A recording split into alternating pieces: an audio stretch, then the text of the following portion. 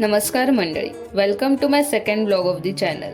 आजचा दिवस जरा खासच आहे बरं, कारण आज आपण एका सुंदर आणि पारंपरिक संस्काराला जाणार आहोत। त्यामुळे लुक जरा सिंपलच केलेला आहे, कारण मला बाहेर जाताना नटापटा करायला अजिबात आवडत नाही।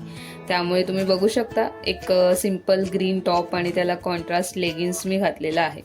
ॲक्च्युली मी फर्स्ट टाइम अशा कोणत्या तरी फंक्शनला जाते मला काहीच आयडिया नाही आहे नक्की तिथे होणार काय। फक्त एवढंच माहीत आहे की बाळाला फर्स्ट टाइम पाळण्यात ठेवणार आहेत। सो 4-5 रिक्षाला हात दाखवल्यानंतर फायनली आम्हाला रिक्षा मिळाली आणि आम्ही आता कळव्याला जात आहोत बेबीच्या घरी। रिक्षामध्ये थोडा टाइमपास केला, म्हटलं व्लॉग करतेच आहे तर यांना पण घेते व्लॉगमध्ये। बाबांचं लक्ष नाही आहे, बट येस, नंतर त्यांनी पाहिलं अँड वी स्माइल्ड। आणि एक 15 ते 20 मिनिटात आम्ही पोचलो कळव्याला, बिकॉज रिक्षा ठाणेमधून केली होती।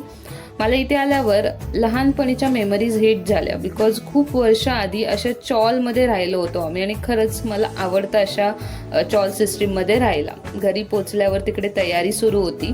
मला काहीच आयडिया नव्हती की काय चालू आहे नक्की तिकडे, का हे सगळं तयारी करतायत, या वस्तू का यूज करतायत। बट मी ठरवलं होतं की ह्या मोमेंटला मला एन्जॉय करायचं आहे। अँड देन मी नंतर थोडं रिसर्च केलं की नक्की ही रिच्युअल का फॉलो केली जाते। तर बाळाच्या जन्मानंतर काही दिवसांनी हा संस्कार केला जातो। बाळाची सुकलेली नाळ मातीमध्ये श्रद्धेने ठेवली जाते, ज्यातून बाळाचा मातीतल्या पंचतत्वांशी संबंध जोडला जातो। हा संस्कार बाळाच्या आरोग्यासाठी, दीर्घ आयुष्यासाठी आणि सुखी जीवनासाठी केला जातो।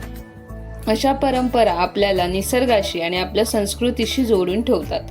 असं म्हणण्यात काही हरकत नाही की आईनंतर पहिलं नातं बाळाशी ह्या संस्कारा थ्रू निसर्गाशी जोडलं जाते।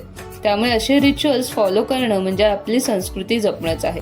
आम्ही सुद्धा त्या नाळेला नमस्कार केला आणि बाळासाठी एक चांगलं आणि दीर्घ आयुष्य मागितलं। आईच्या कुशीतून सूर्याच्या उभेत आत्याच्या मायने केलेला हा क्षण बघायला अगदी गोड आणि गोंडस वाटत होतं।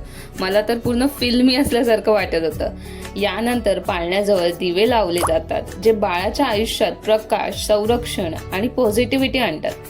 त्यानंतर अशी प्रथा आहे की बाळाच्या आधी वरवंट्याला चांदीची साखळी बांधून पाळण्यात ठेवले जाते आणि मग सुरू होतो ॲक्च्युअल रिच्युअल। 2 सुहासिनी पाळण्याच्या 2 बाजूला उभं राहून वरवंट्यानंतर बाळाला कुणी गोपाळ घ्या, कुणी माधव घ्या, कुणी महादेव घ्या असं म्हणत पाळण्यात ठेवतात।